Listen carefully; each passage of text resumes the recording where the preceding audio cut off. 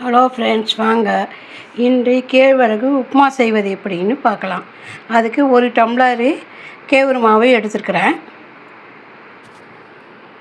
தேவையான உப்பு கொஞ்சமாக போட்டுக்கிறேன். அதுக்கு கொஞ்சமாக தண்ணி விட்டு லைட்டாக தண்ணி தெளித்து கொஞ்சம் ஈரப்பதத்தோடு மாவு வச்சுக்கணும். நான் செஞ்சு எடுத்துகிட்டு வந்துடுறேன். இந்த மாதிரி பதத்தில் தண்ணி விட்டு தூளாக கலந்துக்கணுங்க.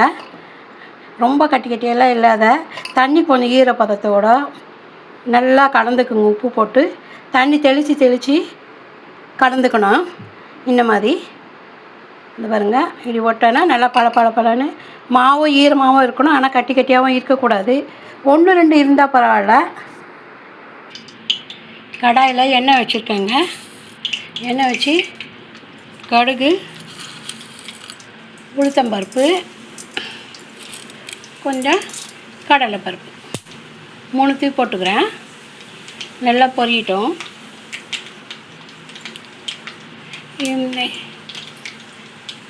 பாருங்கள், நல்லா பொரியுது. கேழ்வரகு உப்புமா செய்யுது அவ்வளோ நல்லா இருக்குங்க. டேஸ்ட்டாக நல்லாயிருக்கும். நீங்கள் ஒரு நாள் இந்த மாதிரி செஞ்சு பாருங்கள், நல்லாயிருக்கும். கொத்தமல்லி,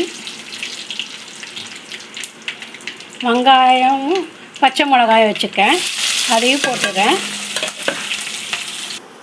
பாருங்கள், கேழ்வரகு மாவு இந்த மாதிரி தண்ணி தெளித்து உதிராக கட்டி இல்லாத பெசரி வச்சுருக்கேன் நான். இப்போது வெங்காய தக்காளி வதங்கிச்சு. இப்போது இதை எடுத்து இதில் கொட்டிடுங்க.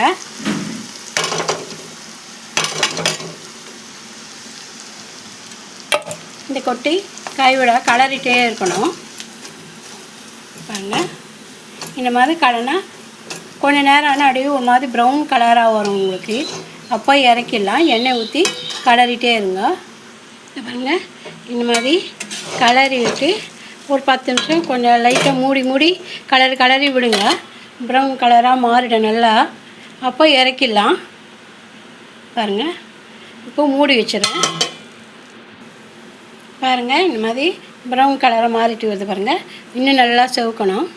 இன்னும் கொஞ்சம் ஒரு 10 நிமிஷம் வச்சு கலரி எடுத்துடலாம். தண்ணிலாம் நம்ம மேலெல்லாம் ஊற்றவே தேவையில்லை. அந்த தண்ணி தெளித்து வேக வைக்கிறோம் பாருங்கள், அந்த இதில் வெந்து போடுமா உங்களுக்கு.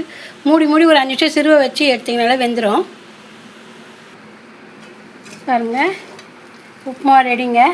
இந்த பாருங்கள், ப்ரௌன் கலரில் மாறிச்சு, வெந்துச்சு உப்புமாவு. கேழ்வரகு வெந்துச்சு. இப்போ எடுத்து சாப்பிட்லாம்.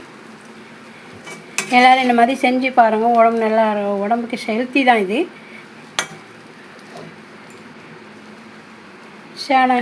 இந்த சேனலை சப்ஸ்கிரைப் பண்ணுங்கள். இந்த மாதிரி செஞ்சு பார்த்து கமெண்ட் பண்ணுங்கள். தேங்க்யூ.